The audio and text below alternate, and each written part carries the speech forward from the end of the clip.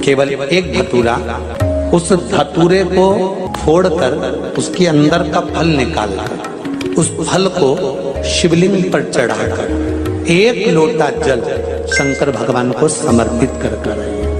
दिन होना चाहिए मंगलवार। कौन सा दिन होना चाहिए? जम के बोलो जरा, मंगलवार का समर्पित करो। उसके बाद में आप विवाह के लिए अगर समर्पित करे हैं तो विवाह में देरी नहीं होगी। व्यवसाय और व्यापार के लिए या नौकरी के लिए समर्पित करे हैं तो उसमें देरी नहीं होगी।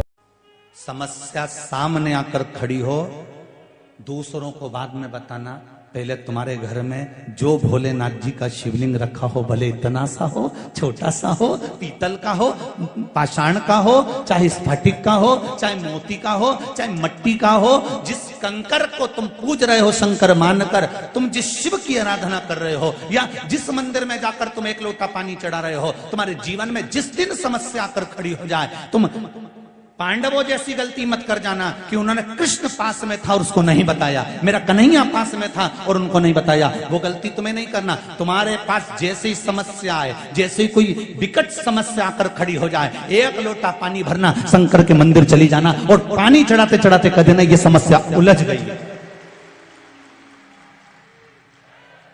मेरी ये समस्या उलझ गई है भोलेनाथ। तुम्हें सीवर वाले महाराज को फोन लगाने की जरूरत नहीं है, तुम्हें किसी के पास जाने की जरूरत नहीं है, 2 अगरबत्ती नारियल लेकर हिलने डुलने वालों के पास जाने की जरूरत नहीं है। तुमको केवल एक काम करना है, शिव के द्वार जाना है, शंकर के मंदिर जाना है, शिव की चौखट पर जाना है, भगवान शंकर को एक लोटा पानी चढ़ाकर भगवान शंकर से बस प्रार्थना कर देना कि बाबा मेरे जीवन में ये समस्या आकर खड़ी हो गई है, मेरे जीवन में ये समस्या आ गई है और इसको आपको संभालना है, कोई दूसरा नहीं।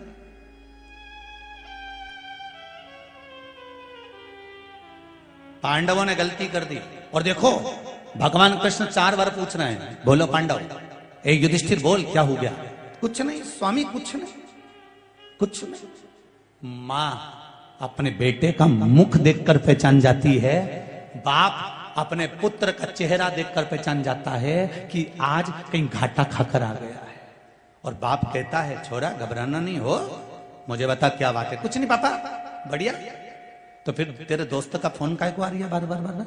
नहीं वो तो ऐसे ही बोल रहा है कि आजा चौराहे पे अपन घूम के आते हैं जरा, बाजार तक, 24 अवतार मंदिर तक जरा यूं ही राउंड लगा के आए अपन, ले आ तो जरा। छोरा मेरे को बता तो सही बेटा। माँ पूछे बाबू, ए नाना मेरे को बोल तो सही बेटा, क्या हुआ क्या है बोल तो तू। कहीं नहीं माँ, अब भी आऊं, अब भी गया, अब भी आया। और जब पहुंचा वो कहीं बाजार में और दोस्तों ने उसको घेर लिया, पैसा मांगा, ला दे, जो तूने पैसा लिया था वो दे। अगर यही बात तू अपने पिता से और माँ से एक बार कहता तो सही। माँ कह देती छोरा ये चेन उतार के ले जा और जा पैसा देकर आ, तू चिंता मत कर मैं बैठी हूं। बाप कहता छोरा घबराने की जरूरत नहीं है, आज प्रॉपर्टी तेरी है, कल भी प्रॉपर्टी तेरी है, मरूंगा उसके बाद भी प्रॉपर्टी तेरी होगी। क्या चाटू इस जमीन को? ले चल मेरे साथ, अब भी फसल बेचूं, अभी सामान बेचूं और अभी पैसा देती हूं। काहे को चिंता करता है छोरा? ये बाप होता है, ये माँ होती है। पर छोरा बताए नहीं, वो तो केवल एक को बता, जगदम्बा चंद्रघंटा को। तब और जगदम्बा चंद्रघंटा क्या करेगी? अरे बोलो तो सही, ज्यादा से ज्यादा अपने पापा को फोन लगाएगी, ऐसे के साथ ब्याह कर दिया, कर्जे में लदा लूं, एक मेरा मंगलसूत्र तक ले गया। वो क्या करेगी? नहीं थोड़ा तुम्हें बुरा तो लगेगा जीजियो, जगदम्बा जितनी बैठी होगी ना, जो ओरिजिनल जगदम्बा होगी उसी को बुरा लगेगा, जो जगदम्बा है ही नहीं तो उसका काय को बुरा लगे? आग लगे बस्ती में अपन रो मस्ती में, अपने को भी करना उसमें।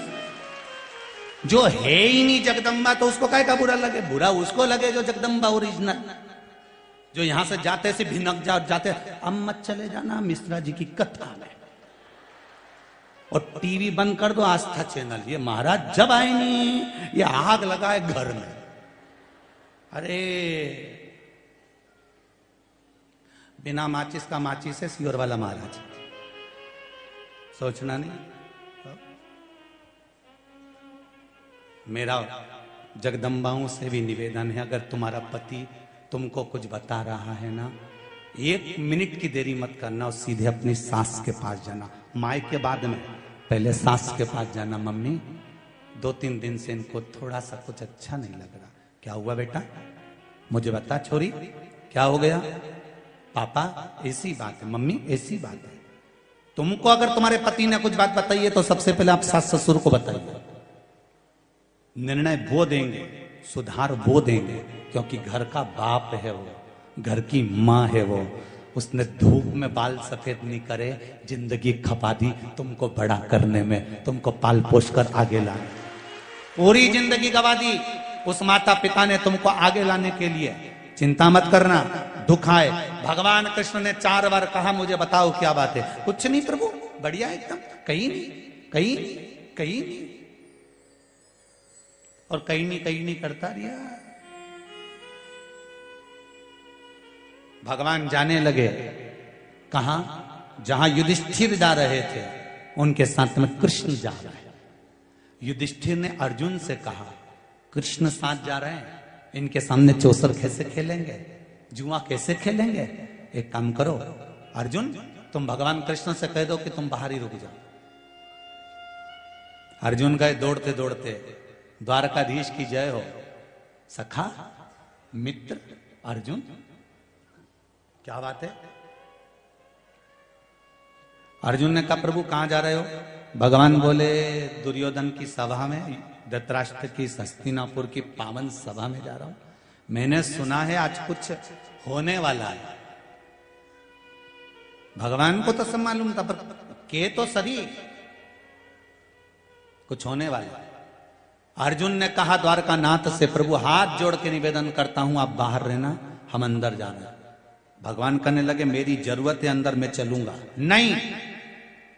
अर्जुन ने कहा हाथ जोड़कर निवेदन करता हूं पांडवों की ओर से, जब तक तुम्हें बुलाए नहीं तब तक तुम अंदर आना मत। हम बुलाएं तब आना, ऐसे मत आ जाना। आपको मेरा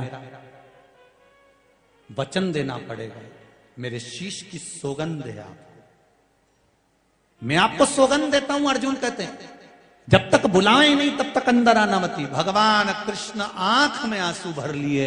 हस्तिनापुर के दरवाजे के बाहर एक कुर्सी लगी हुई थी, सिंहासन लगा हुआ था, जिसको वेटिंग सीट कहते हैं,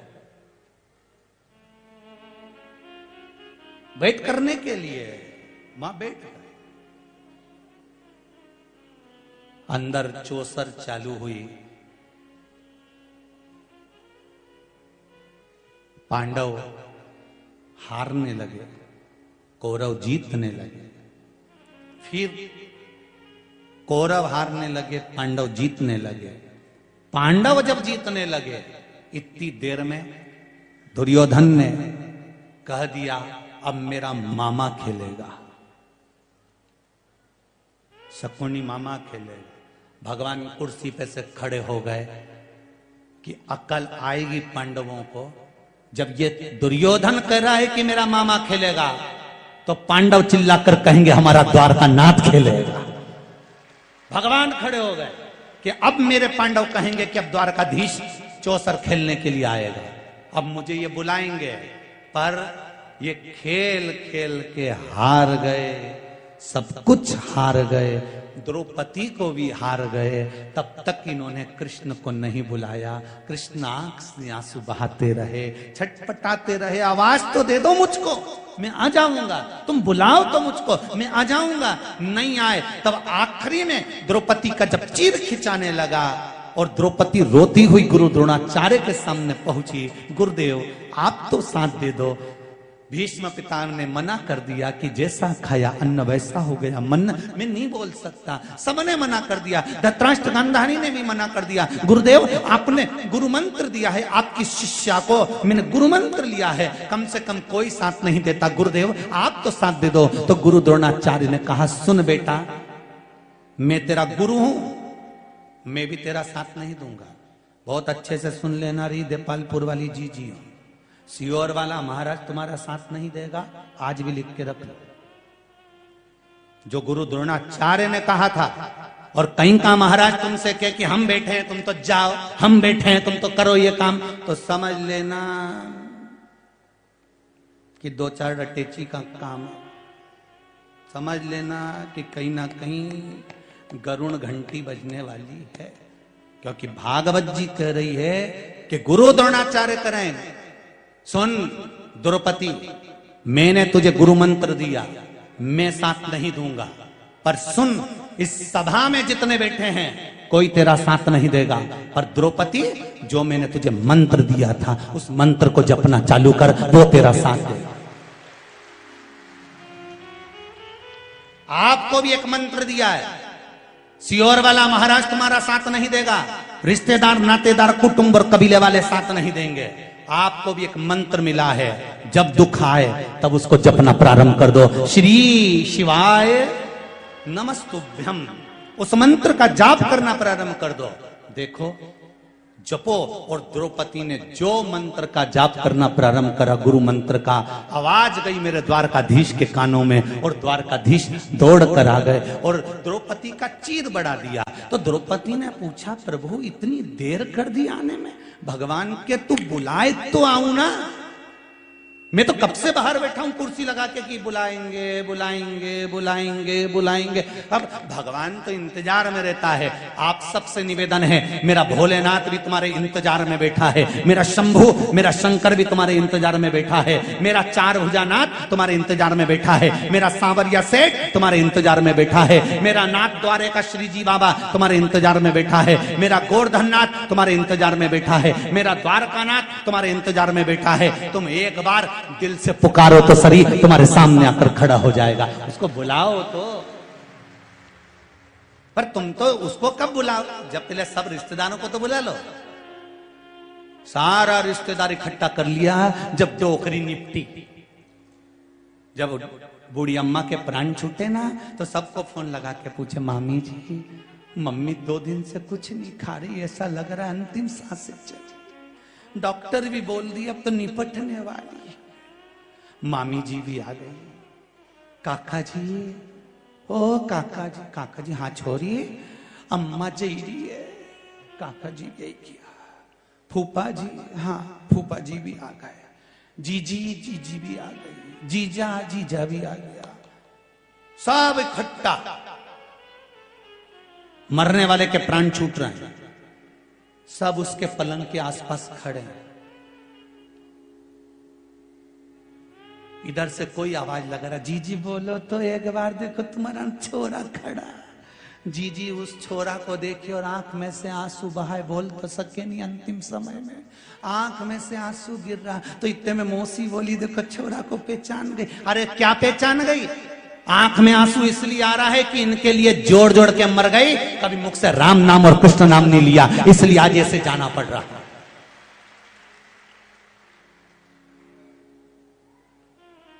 सबको बुलाया।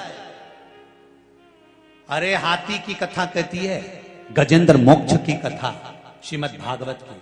हाथी के प्राण छूट रहे थे, सारा परिवार पास में खड़ा हुआ था। हाथी का कोई पैर छुड़ा पाया था?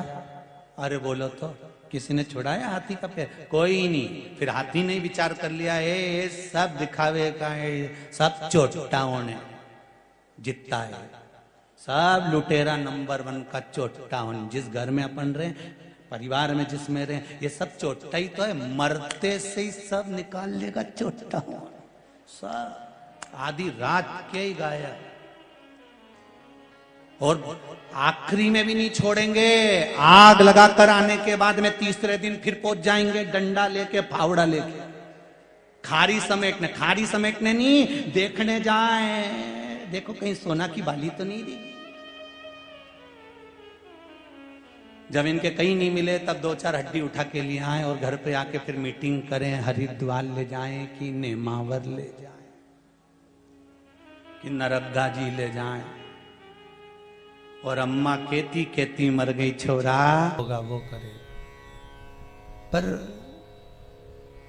पूरी दुनिया में केवल एक देव महादेव ही एक ऐसे हैं कि जिस मंदिर में जाओ, लोटा भर के पानी चढ़ाओ और तुम्हारी मर्जी पड़े जैसा श्रृंगार करे।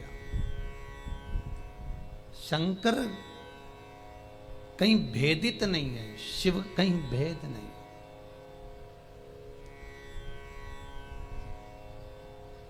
और बड़ी एकाग्रता, बड़ा चिंतन, बड़ा मनन शिव का हो।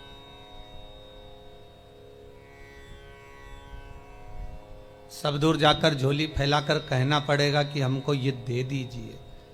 शंकर के पास जाकर झोली फैलाकर कहना नहीं पड़ेगा कि हमको दे दीजिए। केवल अगर आप शंकर के चरणारविंद तक पहुंचे हो या शिव महापुराण तक कभी भूल से भी आप पहुंच गए हो, तो ये आप आने वाले नहीं हो, आपकी सामर्थ्यता नहीं है कि आप शंकर के करीब पहुंच जाएं, शिव महापुराण तक पहुंच जाएं। ये तो स्वयं शंकर को कोई करुणा करना होगी, शंकर को कोई दया करना होगी, कुछ कृपा करना होगा। इसलिए बाबा ने आपको बुला लिया, बाबा ने आपको दर्शन दे दिया। वो शिव कर सकते।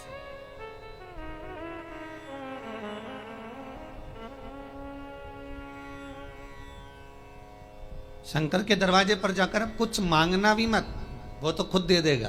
बस जाकर बोल देना कि बाबा ऐसी बात है।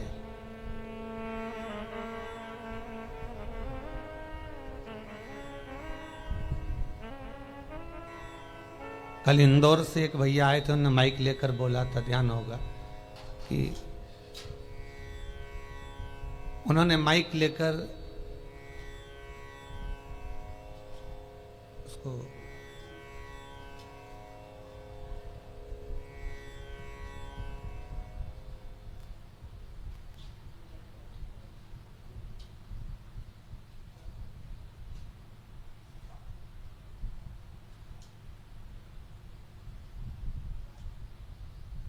माइक लेकर बोला था कि भाई बाबा, छोटा सा बालक है, आईसीयू में पड़ा हुआ था, पर भगवान शिव की करुणा ऐसी हुई, उसने कोई उपाय ऐसा कर लिया कि बालक आईसीयू से भी हट गया और यहां वो लेकर भी आ गए।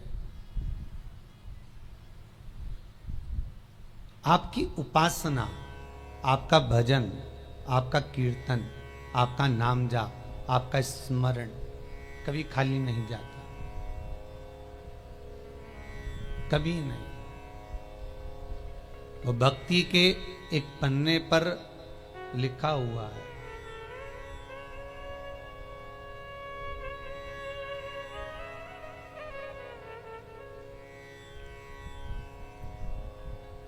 देवराज नामक का ब्राह्मण शिव महापुराण की कथा कहती है। 24,000 श्लोक इस शिव पुराण में है, 12 खंड हैं, 7 संहिता है।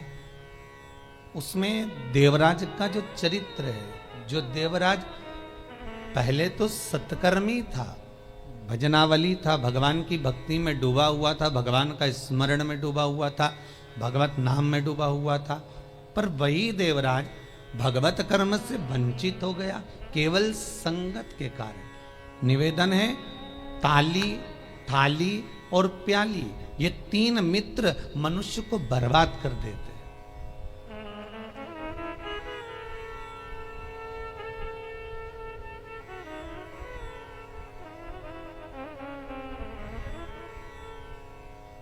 एक प्रशंसा करने वालों से दूर रहना, बहुत जल्दी बर्बाद करेंगे ये महाराज।